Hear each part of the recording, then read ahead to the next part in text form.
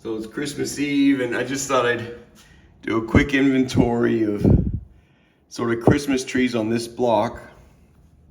Obviously, these are a moneyed class. I'm quite disappointed. You're not going to get it. You're never going to get it better than on Christmas Eve. You know, some families.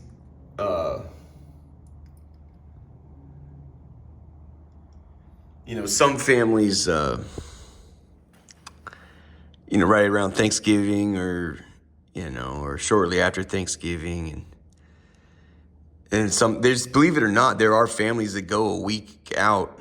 That's why it's so absurd at the Basilica going December 15. That's absurd.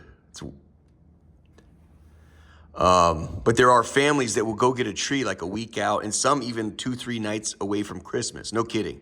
That does exist. They will go buy a Christmas tree the day before Christmas. I don't understand that. But my point is, you're never going to get a higher ratio of luxury apartment to lit Christmas tree than on Christmas Eve, right? So we're just doing a quick inventory.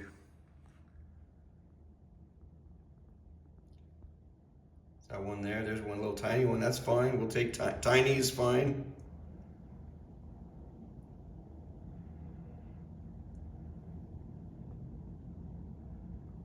A little one there.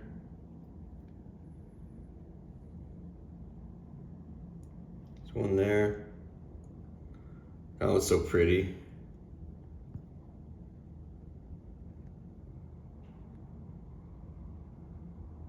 There's one.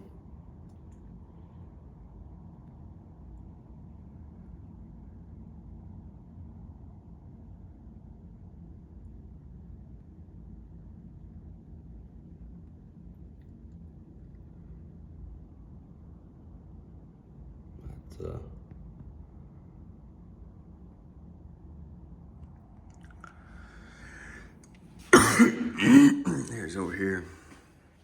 That's office building. That's general office. Doesn't count. Hold on.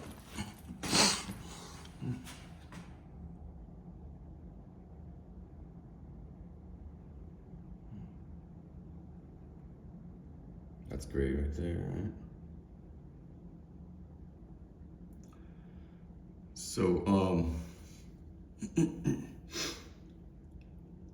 I don't know. I just,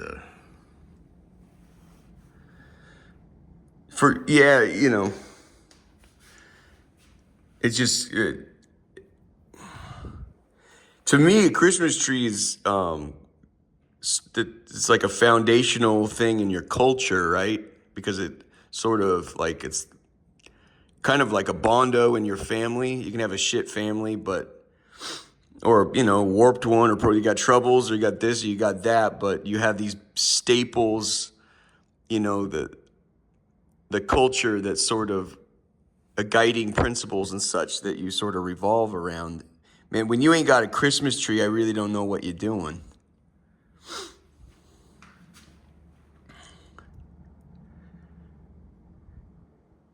It'd be impressive to do a study on you. How do you? There's a joke in the show The Office. You guys will remember it. If you're a fan of the show The Office, you've seen it through 5, 6, all 9 seasons, 5, 6, 7 times. Just over and over again. It's no longer on Netflix, but like NBC carries it. But Michael is an interesting character because he is desperate to be liked by everyone. So he goes to great lengths to prove to everyone that he loves them, and instead of, it's not really a workplace. He's like, I see these people as my family sort of thing. But anyway, that's Park Police. Merry Christmas, boys.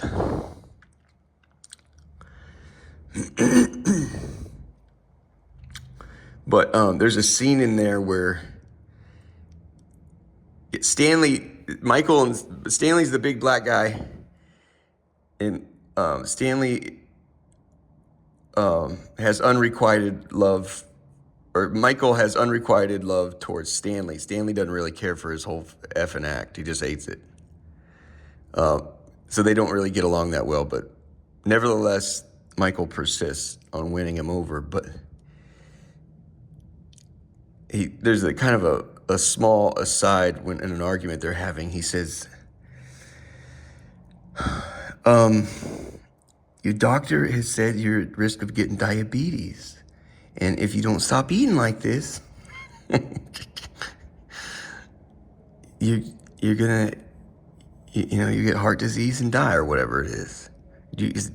Are you okay with dying, Stanley? And Stanley says, well, I'm okay with the logic of it.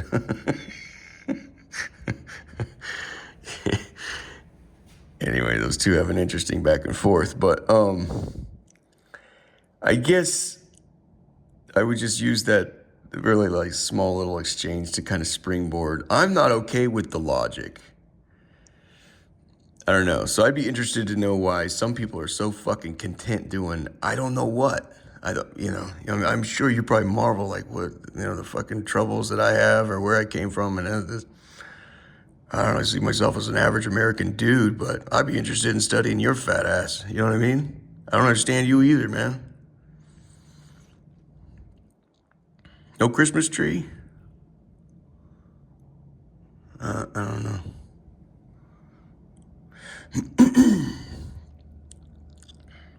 The Germans, they could take all comers, They had a beef that went back with the French long time.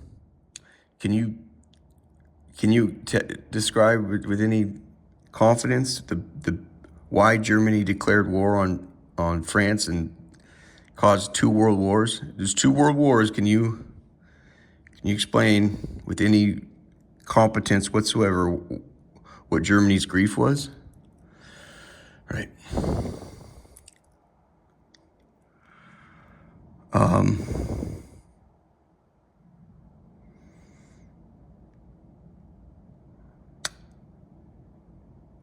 So Germany, it was 1 world war, and then we didn't finish it. I guess didn't get it right the first time, so we had to do a second.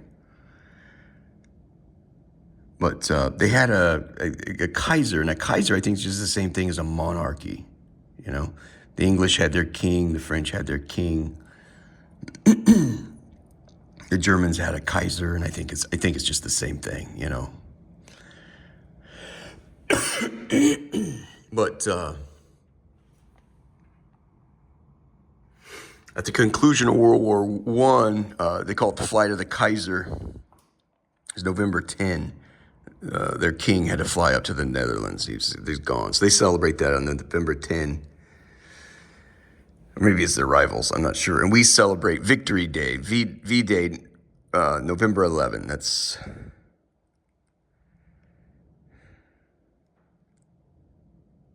what we now call Veterans Day, November 11. But he had some interesting remarks about, see these homeboys right here. Now that's right there is what, now I got no issue. My view is you need, take care of yourself. These people do quite well. Look, families should look after themselves, But anyway, they put up little signs saying, this is a no drug zone. So if there are people gathered that look like, and they're getting in the garage. They probably have a legitimate reason to go in that garage just because they're wearing puffy hooded jackets on Christmas Eve. And it looks like their Christmas shopping does not. I'm kidding. Stop relying on the government to solve your fucking problems. But they put up signs. But the signs, and this is like a no drug zone or some shit by the police chief. So it gives them enhanced powers to, hey, what are you doing? What the fuck they want to do? It's their neighborhood,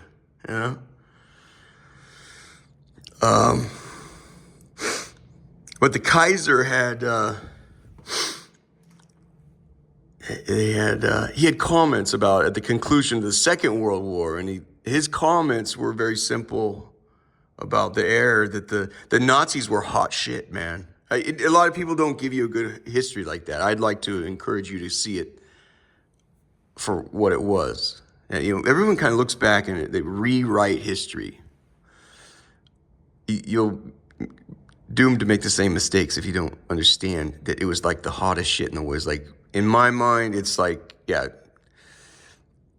Michael Jordan, the iPod, and YouTube put together. That was the Nazi Party.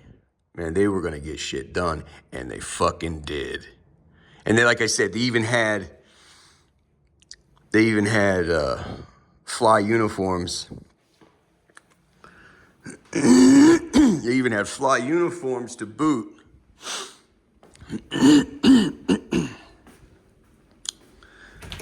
Made by this guy, Hugo Boss.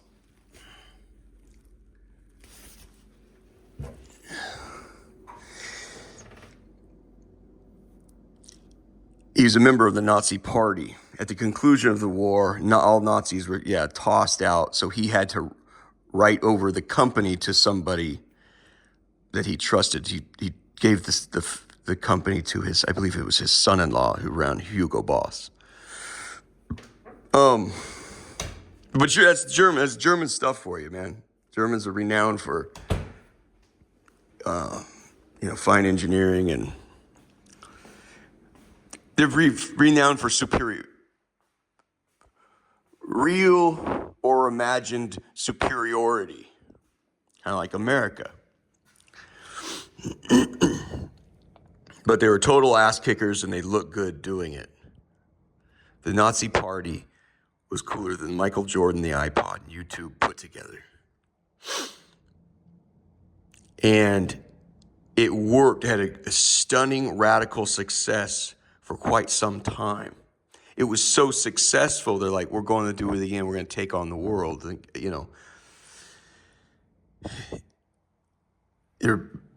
Blitzkrieg and everything going out, and the way their style of fighting going to the West. And he absolutely shocked their diplomat, their Russian ambassador. He said, I need to let you know that by 5 o'clock today, we intend to give you the unfortunate news that we intend to attack your country. And Russia was terrified, absolutely terrified of Germany. They said it was like a rabbit, a terrified rabbit watching a snake approach.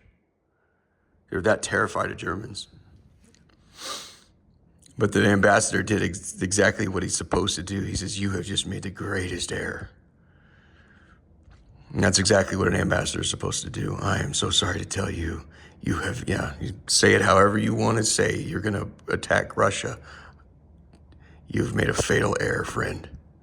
And it played out. The Nazi Party, they were hot shit. They were the snake going to eat everyone. And it was Stalingrad, one of the worst battles in the history of the world, where Russia finally shocked everyone. They finally turned it around. It was hell on earth. Like I said, if you want to choose between an atomic bomb or a battle like Stalingrad, I think I would take the atomic bomb. You don't want to see a Stalingrad.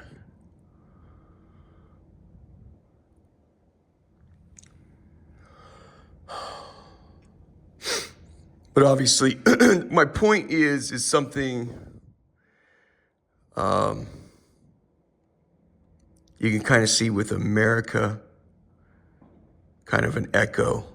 It kind of has a similar twang to it, It's like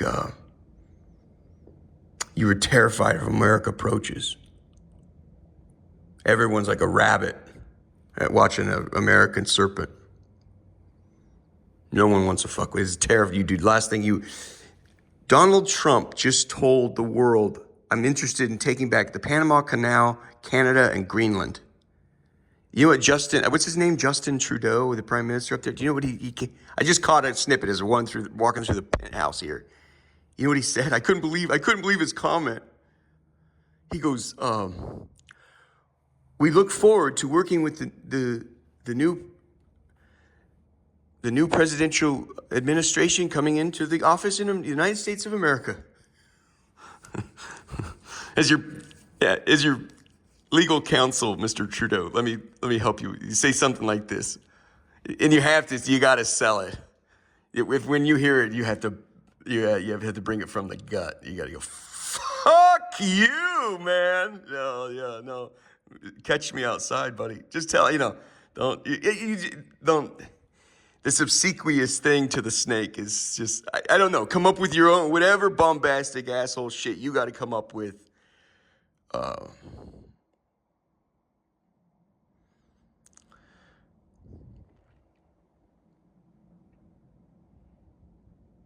But that was Germany. There's, everyone in the world going, we look forward to working with the new Führer,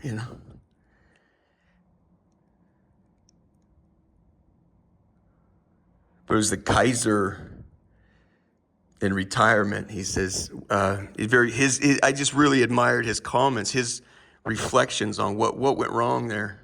And he says, well, the Nazi Party tried to run the country without religion. You have to have religion, you guys. That's what he said. He goes, they tried to run it without religion. You need religion. So when you take religion off, right? What happens? Well, you could run the machine super, super fucking hot. As hot as you want. As hard as it be until the people fall over down. You can keep going. There really you don't have to worry about morality. You don't have to worry, hey, is that guy getting a fair shake? Is that who's being cheated here? You could run over anyone and everyone when you don't run it with religion. And that's how you get, you're going to round up Jews, work them to death, and once they die, you're just going to set them on fire? Yep.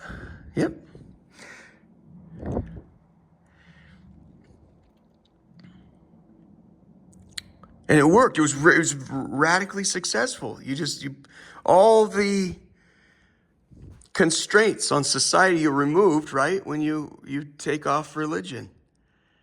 It works as something of a governor, right? You know what a governor is on an automobile? Like say you have a kid, you buy these cars with 300-400 fucking horsepower.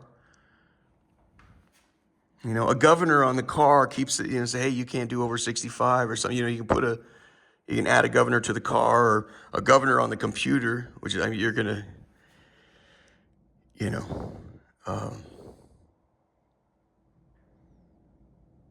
but that slows things down, right? Slows down what you would imagine as progress. But that's how he wrapped up that entire, wow, you guys, you almost landed on the fucking moon. It was impressive. Nobody had seen everyone go like that. Everyone was like, well, how can we go too? Justin Trudeau, I cannot believe his comment. You just talked about taking my country? I don't care. Maybe we can work something out, but I had been in the press. I had to tell you, go fuck yourself. In fact, let me think. I have to come up with something good. How about me and my friends swing through D.C. next week, asshole? You fucking cocksucker. It's something. You got to come up with. Don't fight. What is this shit? I don't know. I haven't applied any thought to it. I'll apply some thought to it and tell you which ways. I'll come up with 100 different ways to tell you how. I can't just check in advance like that. I have to actually return fire. How about I show up in, how about I'll be in South Florida next week, asshole. That's what you say, something like that. I'll be in Florida next week, asshole. Something like, I don't know. We look forward to working with the new psychopath in Washington, D.C. My gosh, say anything but that. Belgium. Holy crap. They said, you don't get it, man. You don't get it. We don't care who it is. German, France, England. You touch our fucking lawn, you're going to have yourself some fucking problems.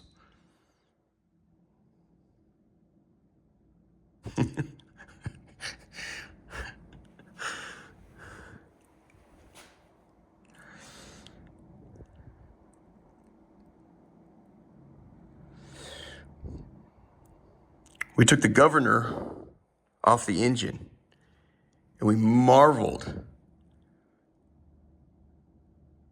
at the atomic speed, breakneck atomic lightning speed, that we could achieve so much.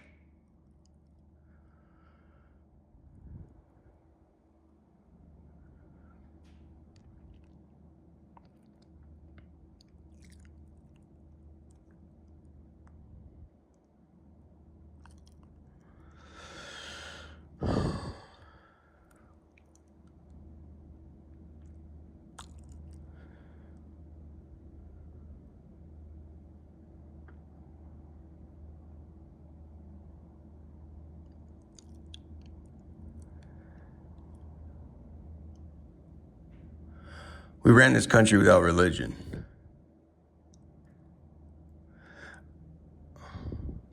I don't know a lot about Catholicism. It's, it's strange. You probably hear how I talk and marvel at some of the confidence, this and that. There's a lot I don't know about Catholicism. All I know is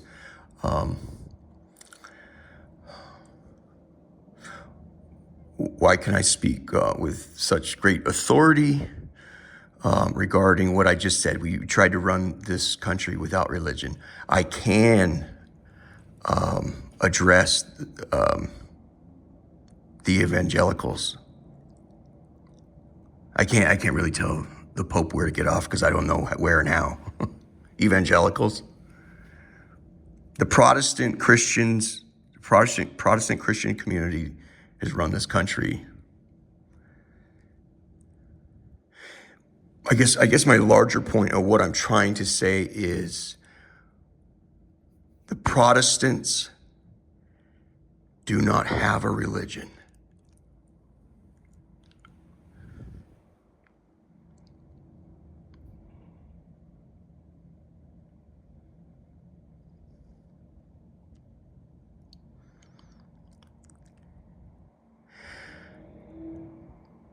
They remove God's laws.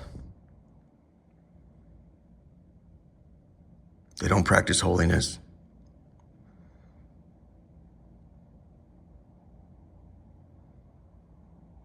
Can't shut the fuck up about grace.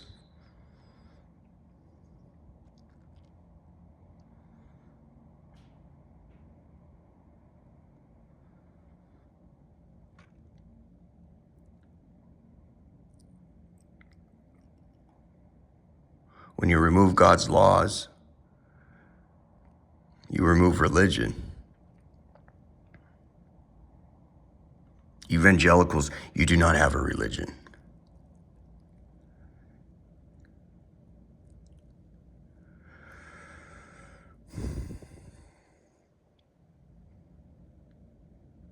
Watching them go around trying to explain their theology.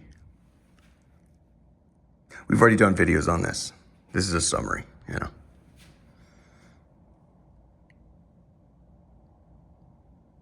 You sit down in a Protestant church and it's every week they try to talk about it. It's a circular logic. It's a dog that chases his tail to no end. I promise you, you sit in that pew for a year, 5 years, 10 years. Take 10 years off, you come back, and I promise you, you sit down and you listen again, the dog spins on. He never catches his fucking tail.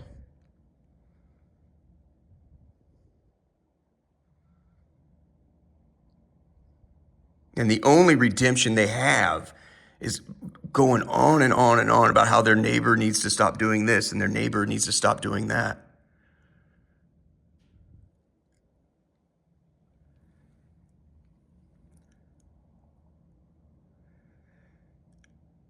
When you practice holiness, you realize you're the bad guy. You're the person that needs to be checked. And I don't care. I know so much about the Protestant church. I'm willing to take all comers. There are some really good Protestant churches out there. Go hump yourself. You've been directed to become Catholic. You do know how to follow instructions, don't you?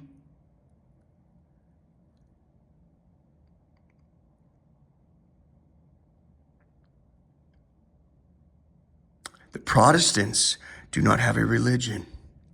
Merry Christmas.